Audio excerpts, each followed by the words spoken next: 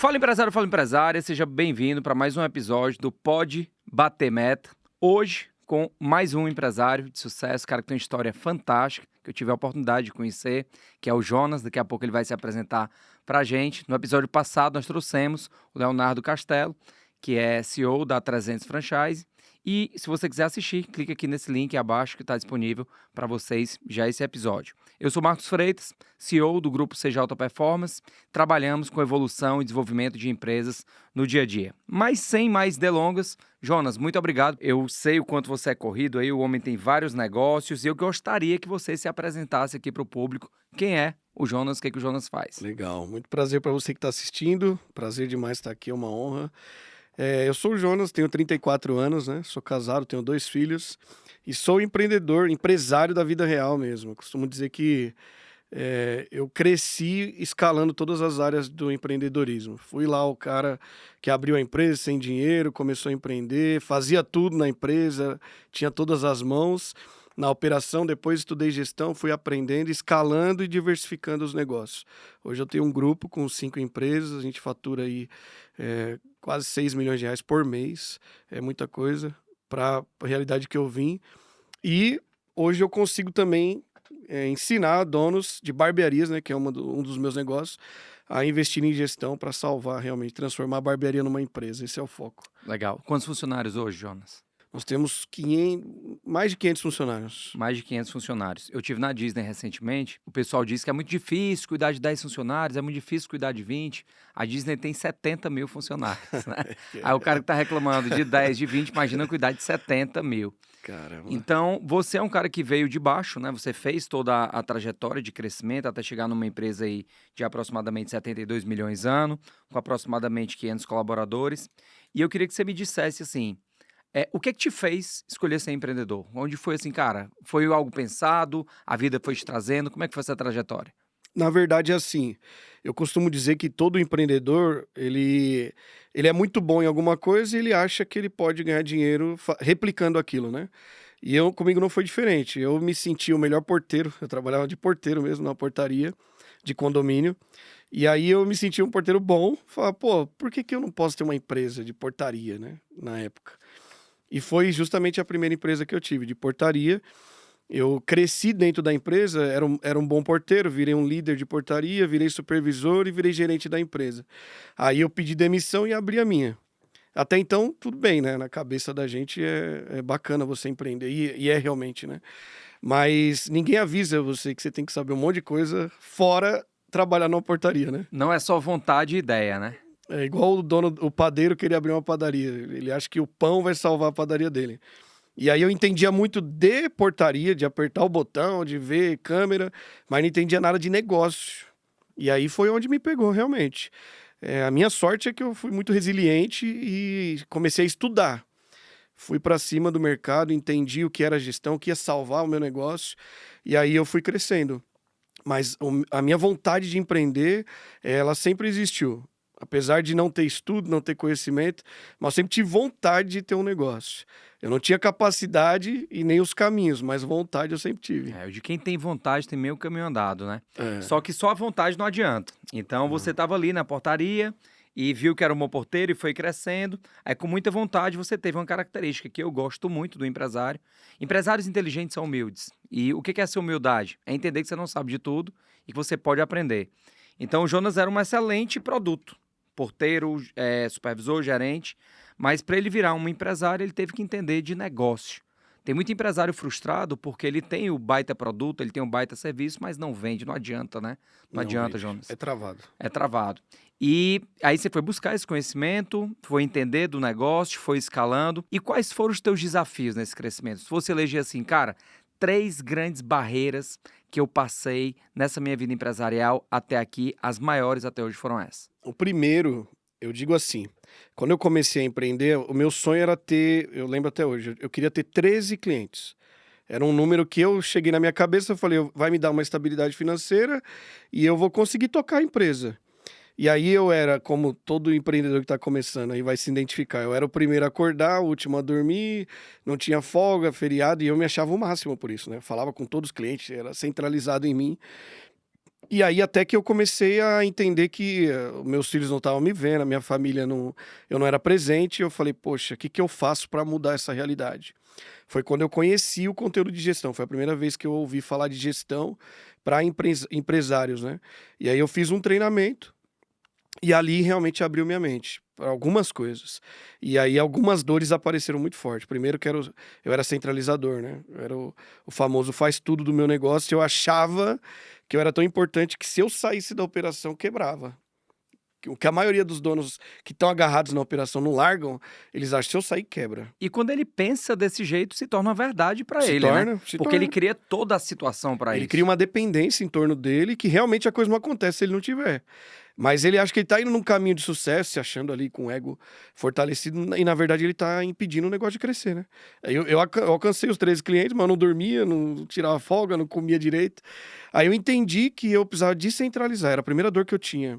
E como eu tinha essa questão de raiz, eu amava muito minha empresa, os clientes iam embora se eles não falassem comigo, foi a primeira dor que eu tive que tratar, aprender a descentralizar, delegar as tarefas. Aí a segunda foi, beleza, eu delego, mas e a equipe que é ruim? Não faz, eu acostumei a equipe a depender de mim. Como é que eu tiro esse? Eu desmamo eles. Então foi a segunda dor, aprender a gerenciar a equipe, liderar os comandados, né? E aí a terceira dor, que aí sim, depois que você soluciona interno, você vai para fora. Como eu cresço? Agora eu já tenho uma equipe que eu delego, tá ali encaixado, e agora? Como é que eu escalo o meu negócio? Como é que eu alcanço novos resultados? Então, acho que as três dores que eu posso te citar, assim, fortes, é você aprender a descentralizar, delegar, cuidar da equipe e crescer. Perfeito. E tudo isso é decisão do proprietário, né? O dono tem que decidir isso, ou a dona. Às vezes o cara tá ali no estágio da empresa, que ele travou e nem sabe por isso. Eu já ajudei mais de 15 mil empresas, né? Inclusive você teve com a gente já no Alta Performance Me Negócios. ajudou muito, né? Esteve lá com a gente, eu lembro de você lá, fez excelentes contribuições. E eu estava mapeando, cara, das 15 mil empresas que passaram por nós, as empresas elas têm estágios. Você vai identificar dentro da barbearia também. Tem a empresa bebê, né? Que é o bebezinho, que é aquela empresa que o dono está na fase das ideias. Então tudo é ele ali, tudo é com ele. Tá? A empresa é muito frágil, porque se o dono ficar doente, uma semana a empresa morre. Quebra. Se o dono tirar férias, inimaginável, na cabeça dele não existe tirar férias. E aí tem a empresa que vai para a infância. E na infância ele já começou ali, ele já tem um faturamento, mas também tudo está ali nas costas dele. A empresa é muito insegura, não tem dados, não tem informação. E aí talvez você tenha passado por esses estágios e tem um momento que ela sai da infância para a adolescência, que é quando ela diz assim, cara, eu vou crescer, mas não sei como. Eu preciso crescer. Eu preciso crescer, mas não sei como. Mas ele já entende que ele precisa delegar alguma coisa. Então, se eu abro a empresa, de repente eu não preciso mais abrir, outra pessoa abre. Se eu tenho um cliente que fatura 3 milhões por mês e ele que emite as notas da empresa. Sério? E ele é viciado em operação. Tá? E ele diz que não tem tempo. Então, lógico que ele tem Alguém tempo. vai gastar esse dinheiro dele aí. Alguém vai gastar. Ele tem tempo, mas ele ocupa com coisas operacionais. E a empresa que está nessa fase de adolescência, ela já fatura, ela já tem uma equipe, é uma empresa que às vezes cresceu mais do que poderia e ela está na zona de risco, né? Porque um dos maiores fatores de quebra das empresas é crescer errado. Tá? É crescer muito com vontade sem conhecimento. E tem as empresas que conseguem entender que está nessa fase da adolescência, precisa ter planejamento, precisa estruturar para ir para a fase adulta, que é quando você vai para a fase adulta, é a fase de ajuste, é a fase de posicionamento, é a fase de equity, é a fase de inovação, tá? Porque você vai jogar um outro game. Mas o que eu mais gosto dessas 4 fases, e considero mais importante, é entender que, como na nossa vida, a gente precisa passar de fase. Então, você é um cara que hoje trabalha ajudando donos de barbearia. E aí você deve ver todo tipo. Porque o produto é corte de cabelo e barba. Esse é o produto. Só que se muita gente culpa o Brasil, mas se o problema fosse o Brasil, fosse o presidente, se o problema fosse o produto, todo mundo faturaria igual. E talvez dentro do teu ramo tu tenha a bebê, a criança, a adolescente e a adulta, né? E é muito discrepante isso. É muito discrepante. E aí me fala uma coisa, como é que pensam no teu ramo os caras que têm menos resultado? Como é que esses caras pensam? É duro falar sobre isso. Porque, infelizmente, no mercado da barbearia exclusivamente, 90% dos donos de barbearias ainda estão nesse amadorismo, que você denomina aí a fase bebê, né? Eles estão 90% tá nessa fase. Há 3 anos atrás, quando eu comecei a falar de gestão de barbearias, ninguém falava, era só corte de cabelo. Porque o produto era corte, o serviço era corte, e o dono de barbearia ganhava cabelo com corte. Ganhava dinheiro cortando o cabelo. Ele achava que ganhava, né? E aí ainda está se criando uma cultura de estudar, transformar uma barbearia numa empresa. Hoje ninguém fala disso ainda. Então eles estão, na maioria, ainda na fase inicial da barbearia, que é o quê? Eu abri uma barbearia porque eu era um excelente barbeiro. E isso me basta. Aí o cara é refém da operação, refém da equipe, não consegue gerenciar, não tem resultado. O cara não consegue andar com a barbearia. Aí para na fase 1. Para. Que é como se fosse o Jonas, que era porteiro, A que era mesma muito bom coisa. porteiro, e dizer assim, não, tudo tem que ser comigo e não posso passar dessa fase. Exatamente. Só que o grande problema é que, pelo fato da área ainda ser mal estudada, o cara que abre uma barbearia geralmente não é o cara que fez uma faculdade, que tem um conceito de estudo.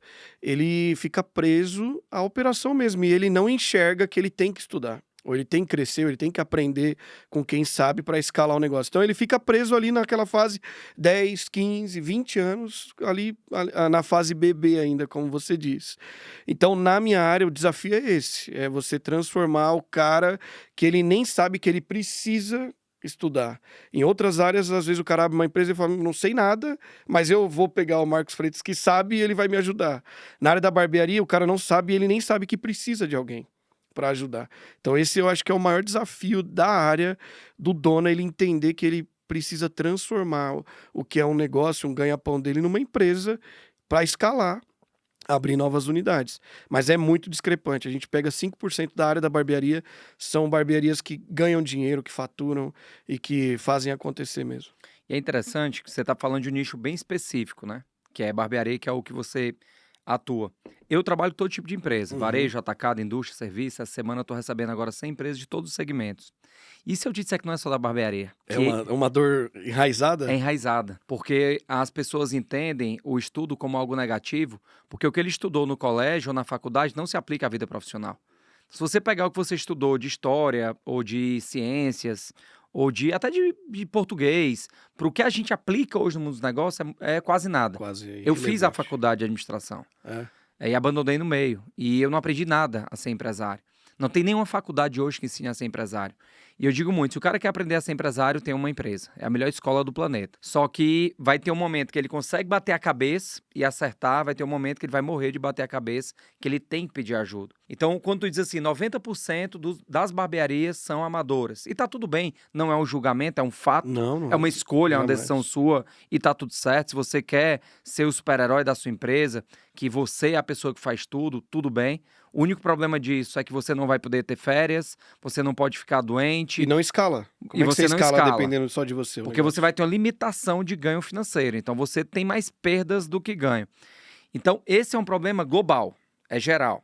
E aí, só que dizia o safadão, tem aqueles 10%, né? Só que nesse caso não é o 10% vagabundo, é o 10% que É cresce. o que é bom, né? E aí, me diz, esses caras que conseguem descolar, eles estão aqui no mesmo produto, no mesmo nicho de mercado, tem uns caras que descolam. Aham. O que é que tu entende que esses caras fazem que a turma que não descola não faz? É básico isso.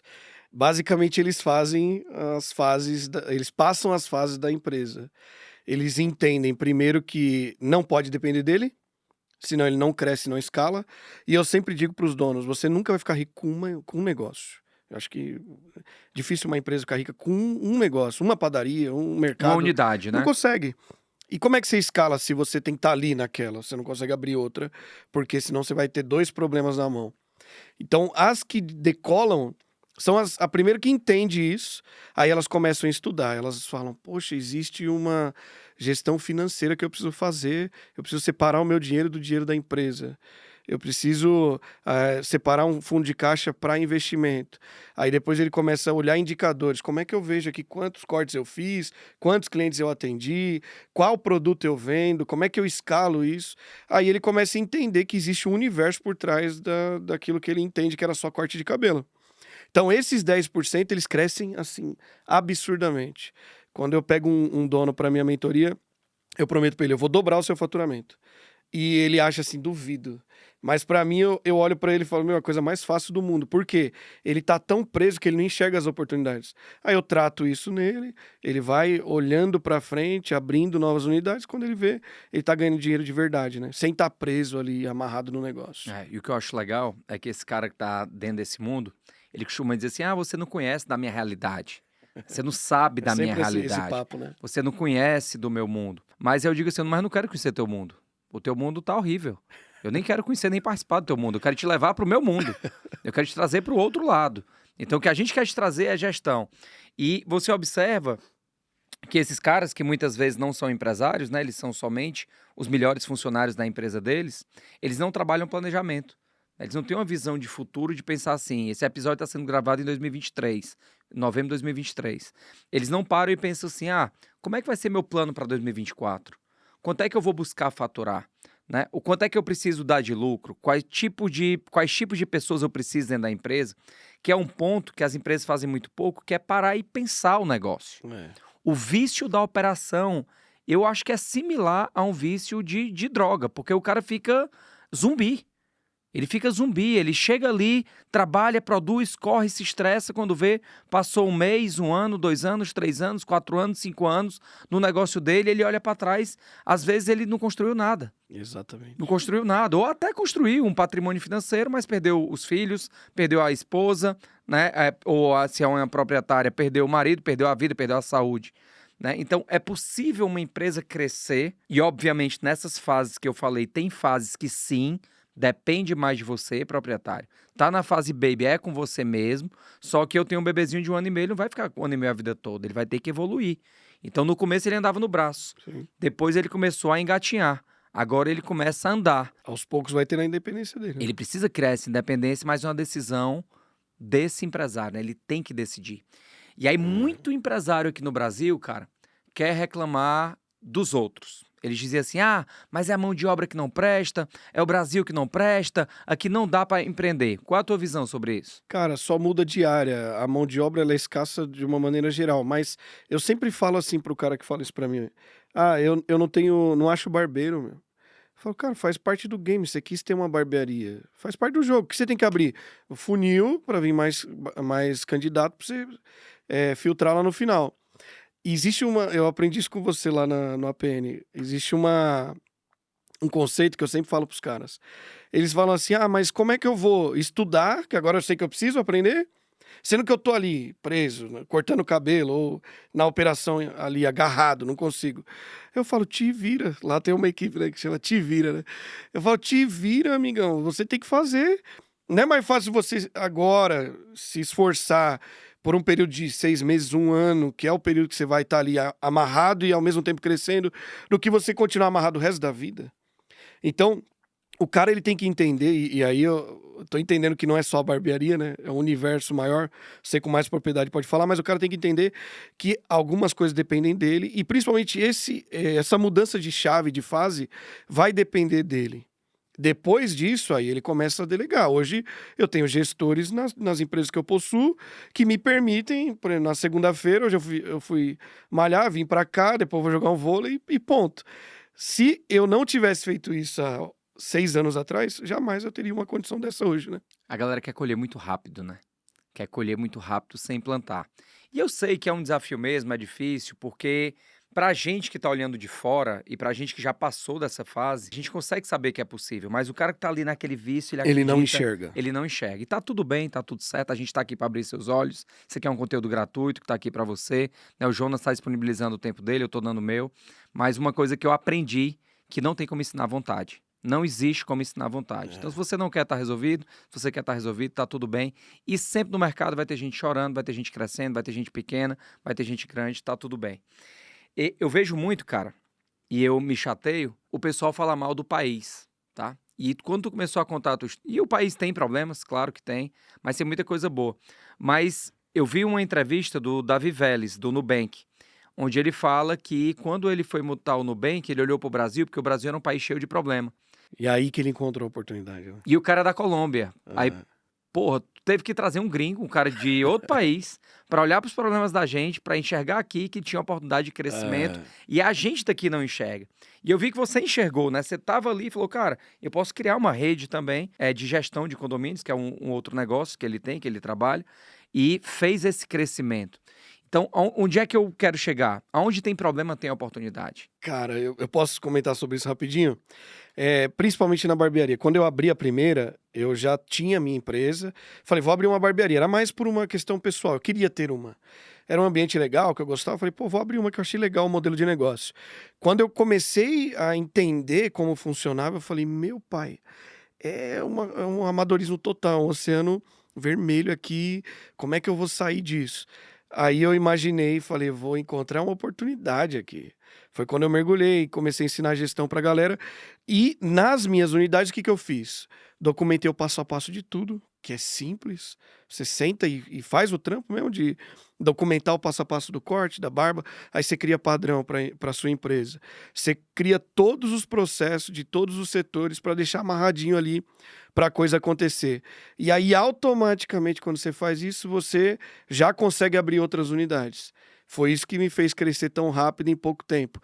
Então, eu só consegui esse resultado na barbearia justamente por conta do mercado tá desse jeito, do Brasil tá assim, é aonde eu encontrei a oportunidade. Hoje eu estava com um dono de farmácia, que é meu cliente lá no Elite, e ele tem 8 farmácias. E ele estava falando, cara, eu não quero fazer o que o meu ramo faz. Eu gosto muito quando o empresário pensa assim. Porque tem empresário que chega e diz assim, o meu ramo é muito difícil. Tá, mas por que o teu ramo é difícil? Porque geralmente quando o cara diz que meu ramo é muito difícil, ou ele tá querendo ofertar algo que ninguém compra, ou ele tá querendo competir com empresas que fazem todo mundo do mesmo jeito. Então, se eu estou ofertando algo para um público que não tem dinheiro, talvez eu esteja com o público errado para o produto certo.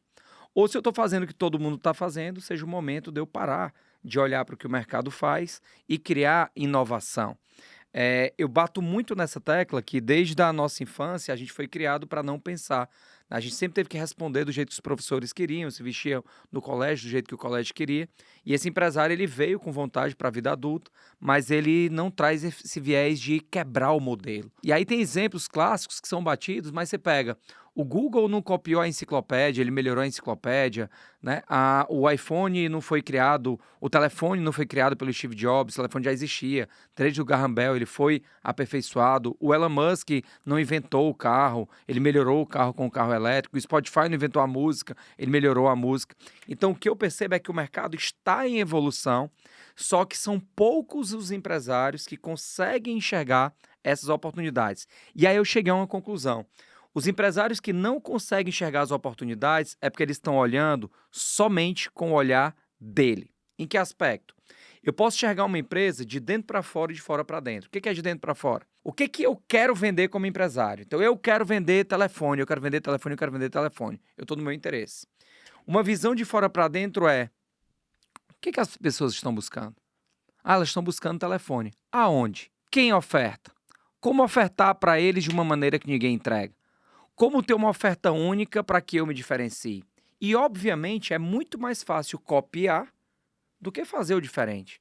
Então, imagina o teu ramo e, como farmácia e outros, como deve acontecer de um cara numa cidade ali de 50 mil habitantes abrir uma barbearia e no outro tem 10, 15, não tem assim? Meu pai, e é o que eles reclamam, né?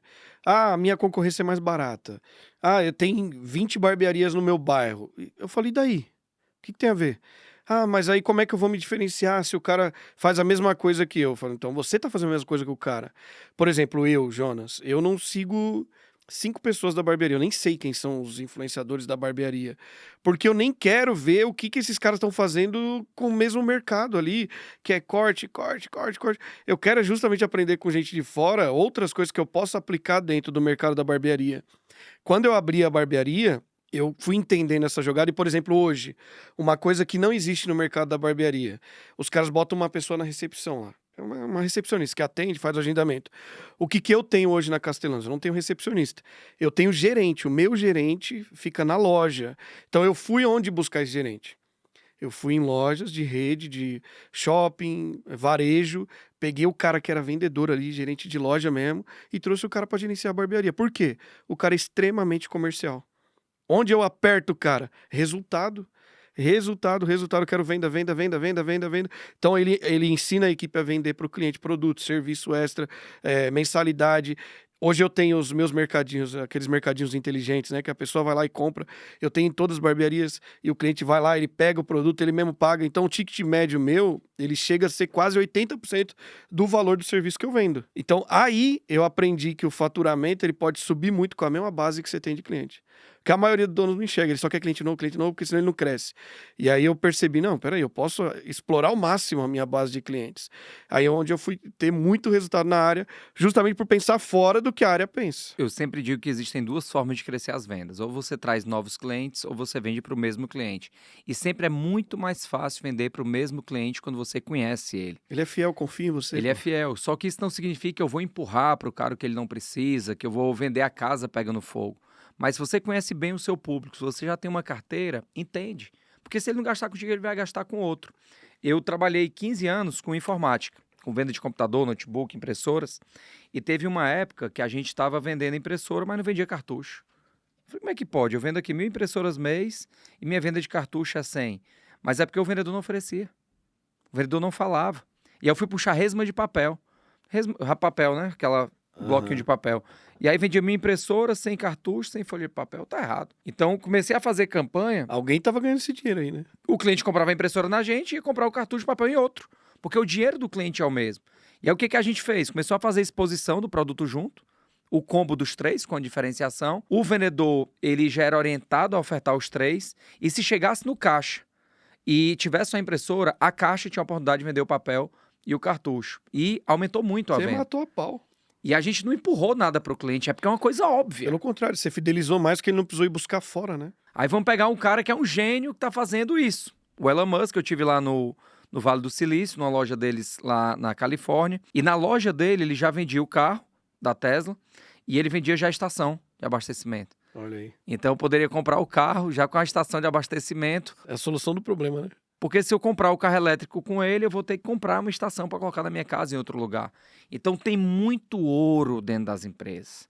É aquela padaria que só vende o pão, mas não vende o café da manhã. E tem um cara ali que quer comer o lanche, tá? É o cara que tem uma loja de roupa, mas não trabalha um serviço de ajuste ou um serviço de entrega para o produto dele. Ontem eu fui numa sorveteria e eu comentei isso com um amigo meu. A gente tava chupando um sorvete e, calor, sorvete. Você quer o quê? Uma água? E primeiro, não tinha água na sorveteria. E o cara nem... Eu estranhei porque ele não me ofereceu isso. Aí eu fui procurar a geladeira, não tinha água. Eu falei, caramba, o cara tá com 100 clientes ali, tava lotado. E o cara podia estar subindo o ticket médio ali, vendendo uma água até o dobro do valor que fosse no mercado, porque todo mundo ia comprar, tipo, um sorvete com água. Eu tive que ir numa farmácia pegar uma água. As pessoas não enxergam a oportunidade dentro do próprio negócio, né? Engraçado o lance da água. Hoje que a gente tá gravando esse episódio, a gente tá numa onda de calor aqui em São Paulo. Meu carro tava 42 graus quando eu fui pegar minha filha. Nossa. Agora, a 12:30. 42 graus no marcador do meu carro. Ontem a gente foi no Outlet, que tem aqui próximo. Ah, eu vi o seu stories. Pronto, viu meu stories? Vi. Eu fui numa loja, cara. Uma loja de uma marca conceituada. Impressionante, né? Suando aqui, eu, a babá do meu filho suando. Falei, moça, tem uma água? Não, não tem água. É sério que não tem água? Não, não tem água. Falei, tá. É que meu filho tá na loja aqui ao lado, eu queria só medir o pezinho dele pra ver se tá numa sandália de uma marca bem famosa internacional.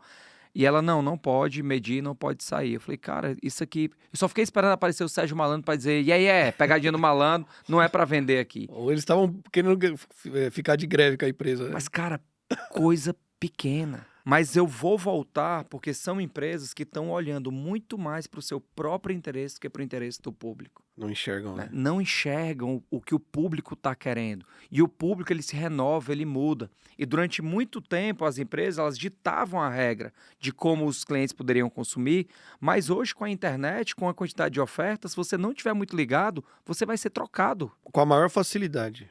Com a maior facilidade. Hoje em dia, já foi a época, né? Dos anos 70, onde a demanda tinha pouca empresa para atender a demanda do mercado. Hoje, já tem muita empresa do mesmo segmento e hoje já tem uma briga pela experiência. Então, você já está num nível que você tem que focar no produto bom, na experiência ótima para você fidelizar o cara. Senão, você vai perder. O Henry Ford, quando ele lançou o carro, ele dizia que o cliente poderia escolher a cor do carro contanto que fosse preto, né?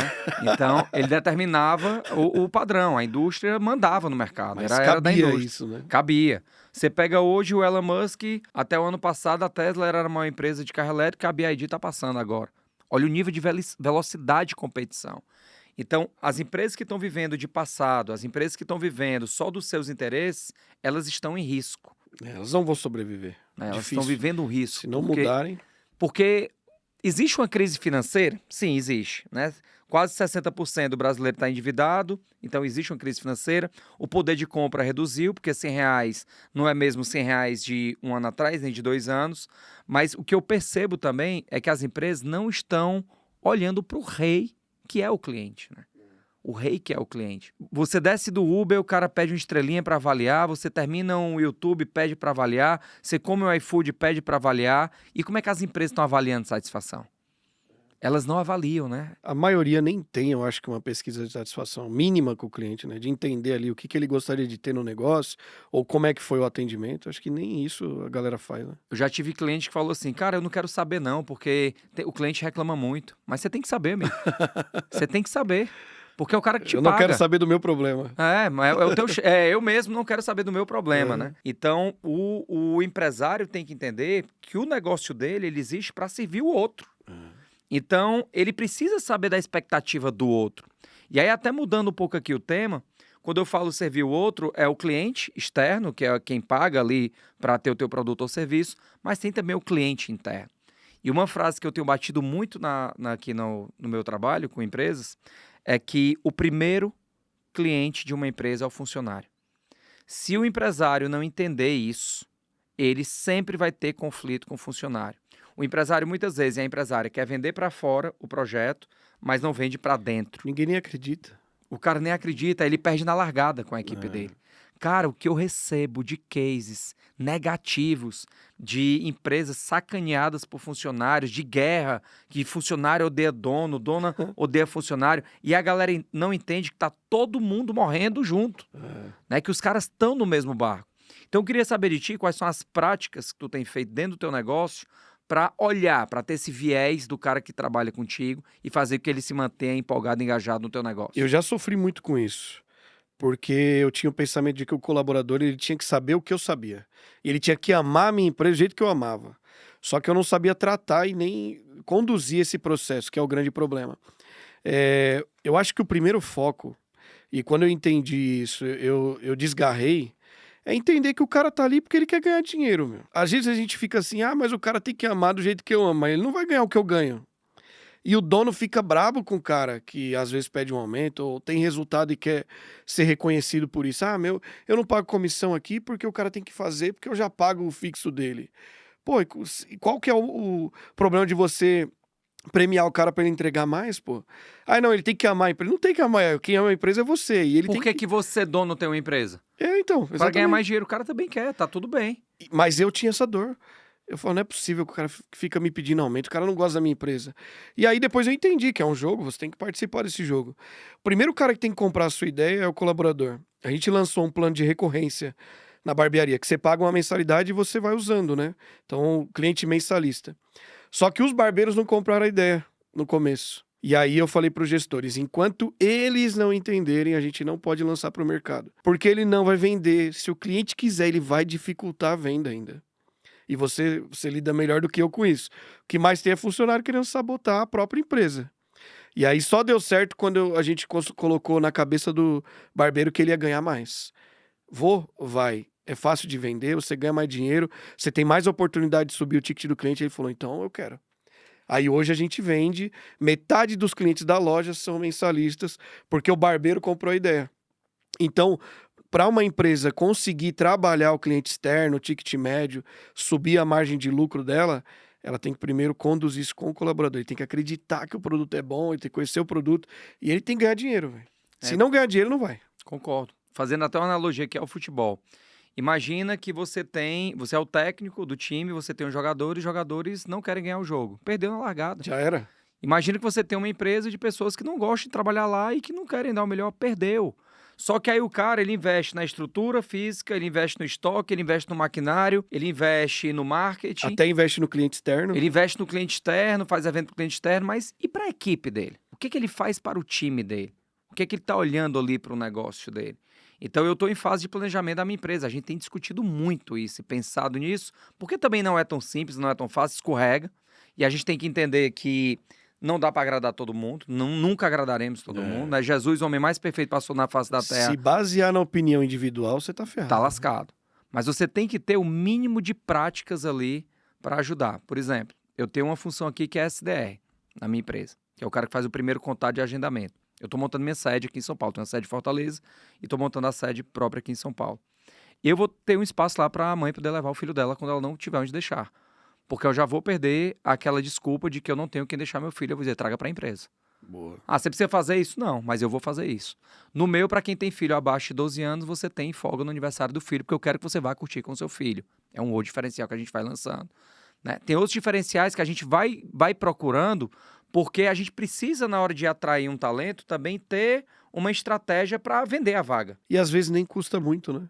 É mais uma questão de entender a Mentalidade. criatividade de você entender o seu colaborador. O que ele precisa, né? O meu, no dia do aniversário dele, ele não trabalha. No dia do aniversário do filho, até 12 anos, ele não trabalha. Tá tudo bem, tá tudo certo. Então, é um conjunto de práticas que a gente tá desenhando. Algumas essas que eu citei já são executadas, mas outras que a gente tá Eu pensando... vou até anotar essa do filho. Porque na hora, cara, na hora de fazer um processo seletivo, o candidato diz assim, eu quero ir para essa empresa. Porque aquela mentalidade do manda quem pode, obedece quem tem juízo, dos empresários que sempre pensaram dessa forma, tá morto. Nem cabe isso mais. Tá morto, não cabe.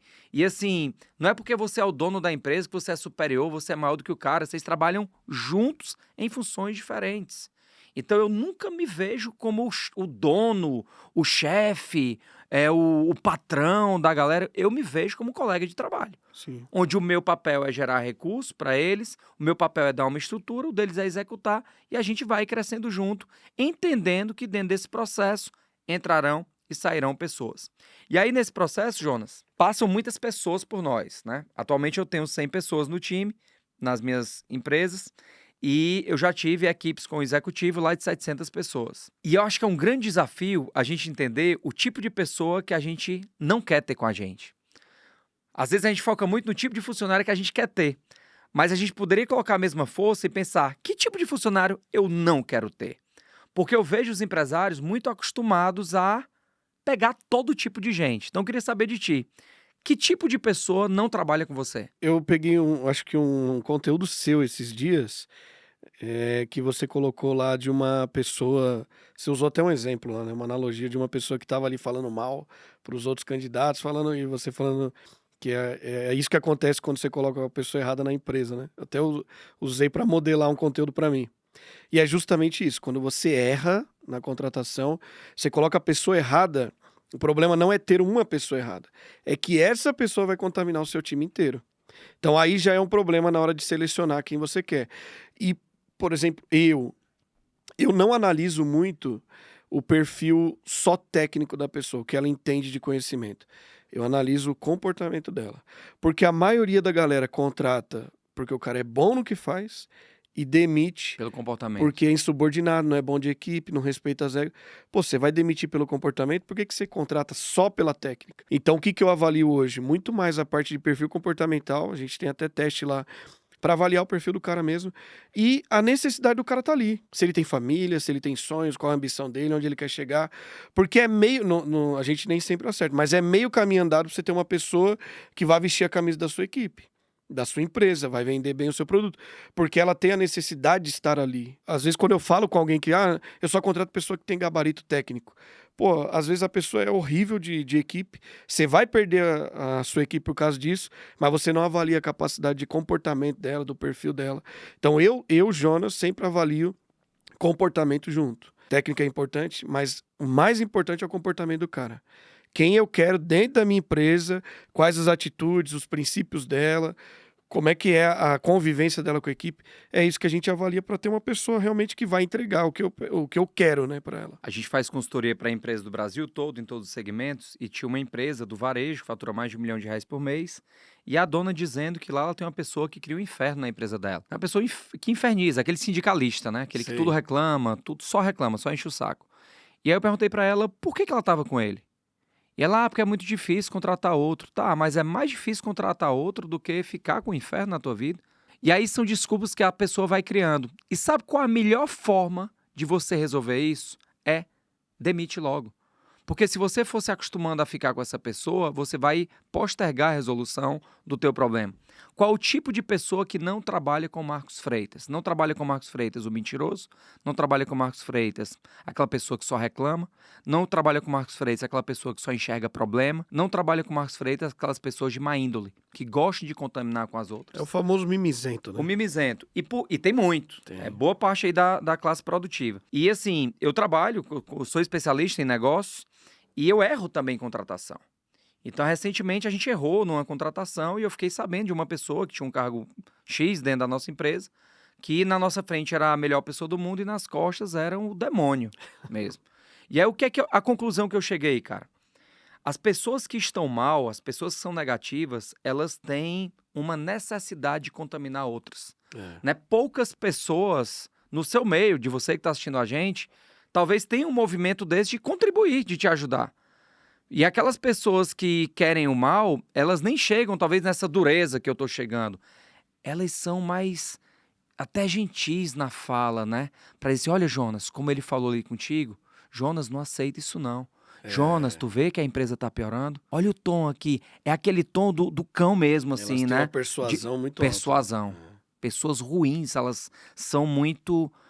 Eu tenho muita suspeita dessas pessoas muito melosas, entendeu? Que falam muito o que você quer ouvir. Todos os casos de traição que eu tive até hoje nas minhas empresas eram de pessoas que na minha frente eram perfeitas, que tudo que eu pedia fazia, que eram os capachos. Então hoje eu tenho muita maturidade para olhar e eu não quero ter pessoas que só me deem sim, eu quero ter pessoas que me deem não, tá? Eu quero ter pessoas que me deem uma nova perspectiva para o meu negócio. E aí caminhando aqui para o encerramento, passa rápido, né? Passa muito rápido. Eu quero agradecer demais aqui a participação do Jonas, colocar os óculos que eu bati 43, já não enxergo tão bem como antes. E quero agradecer o nosso convidado, agradecer a sua audiência aqui no nosso podcast, que é o Pode Bater Meta. Estamos aqui para ajudar vocês empresários da vida real. Nós somos os criadores e fundadores da imersão Alta Performance dos Negócios, que é a principal imersão para empresários do Brasil. Se você tem interesse em crescer a tua empresa, trazer profissionalização, vou deixar o link aqui embaixo para você fazer uma aplicação e se inscrever com a gente no próximo Turma do APN. Jonas, muito obrigado, fica com Deus e dá um recado de encerramento para os empresários que estão assistindo a gente. Eu agradeço você pelo convite, espero ter contribuído de alguma forma aí para o pessoal que está assistindo.